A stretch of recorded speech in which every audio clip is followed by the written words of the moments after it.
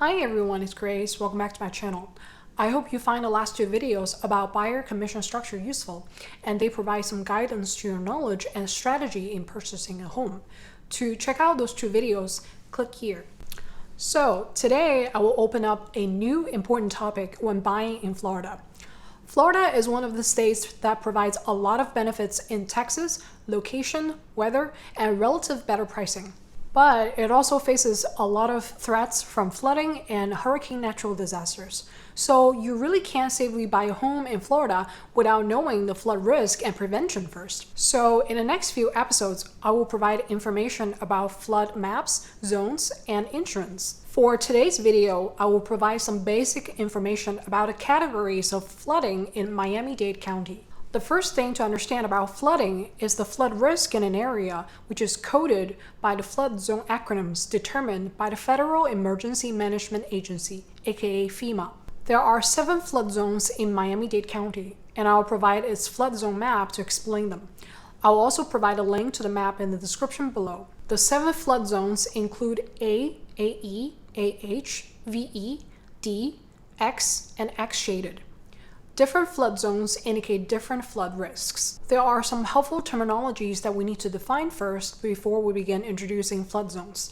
The first one is base flood, which is a common standard that the flood has a 1% chance of happening at any given year, which is a standard adopted by the National Flood Insurance Program, aka NFIP. The second term is 100-year flood, which is the recurrence interval of a flood happening every 100 years, which results in a base flood of 1%. It's important to understand that the 100-year flood should be used interchangeably with the base flood as a standard measure for flood risk. The third term is special flood hazard area, which include zone A, AE, AH, and VE. If we look at the Miami-Dade County flood zone map, we can see that the A and V zones are very scattered. So you should know what flood zone your interested property is located in before you consider buying. If your interested property is located in a special flood hazard area, a mandatory flood insurance is required according to NFIP. The last term is base flood elevation, aka BFE. BFE is determined by FEMA as the elevation of surface water resulting from a flood that has a 1% chance of equaling or exceeding that level in any given year. So BFE is an important measure for flood insurance. In addition, building and house structures also use BFE as a measure for construction. Structures above BFE have lower flood risk, and those below BFE have higher flood risk. Depending on an area's proximity to the coast, the BFE level is also different. To illustrate this, I provide the coastal floodplains image provided by the Emergency Management Institute of FEMA, and a link is in the description. In the image, Zone V is located next to the coast with a wave height of greater than 3 feet, and the BFE is higher. Zone A is located where wave height is usually less than 3 feet, and BFE is lower. The red dashed line is the 100-year flood we introduced before, so BFE takes into account the effect of coastal waves as well. Now that we understand the basic terminology, let's look at what each of the 7 zones means. Zone A area uses 100-year flood standard, but no BFE or flood depths are known in this area. Zone AE area also uses 100-year flood, and BFE is determined by the hydraulic analysis.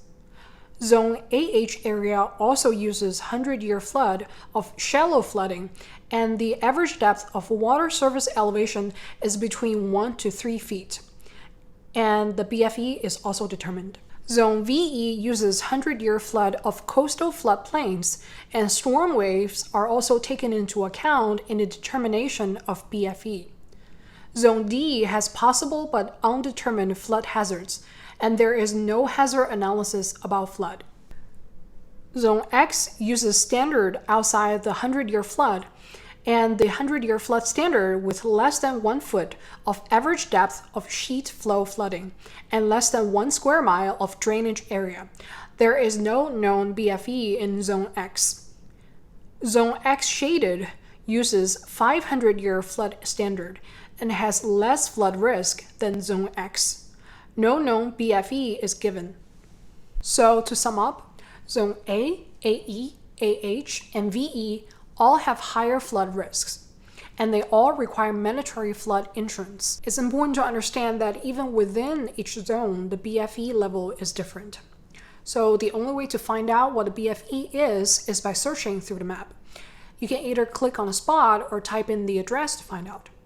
I'll go to the map and demonstrate how it works. Let's say I'm interested in buying a property in Hialeah anywhere between West 33rd Street to 43rd Street and to the east of West 4th Avenue.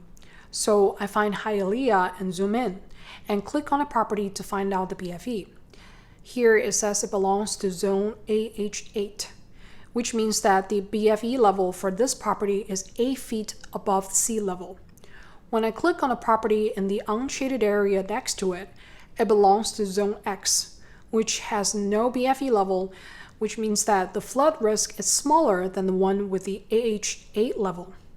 So you can compare the flood insurance cost for a property on an AH8 level and one on an X level. In addition, you should also find out if the property on the AH8 level is actually constructed according to this flood zone standard to determine whether it is a good property, because anything could happen and you want to make sure from a scientific perspective. If for some reason you really like a property, you can also use this map as a tool to do a scientific checkup and reaffirm your final decision.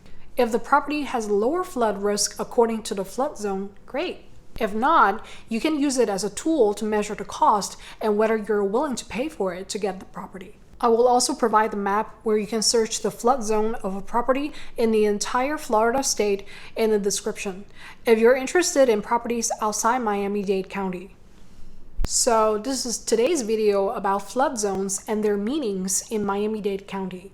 I hope you find it useful in your buying strategy. Remember to subscribe to my channel and bookmark this video in your toolkit in the flood risk analysis. In the next video, I will talk about how the flood zones translate to flood insurance cost. As always, thank you very much for watching, and I'll see you on the next one.